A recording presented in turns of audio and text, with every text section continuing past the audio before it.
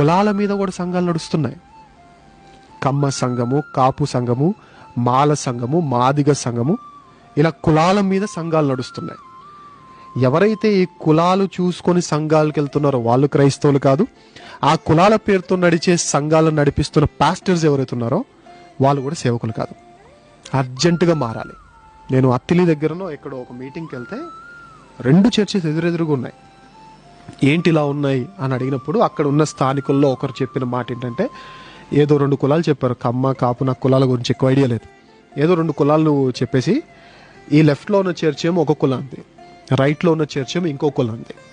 So ఈ కులం వారు ఆ చర్చికి వెళ్ళరు, ఆ కులం వారు ఈ చర్చికి రారు. Is that church system? దేవుడు చెప్పింది అదా? కాదు.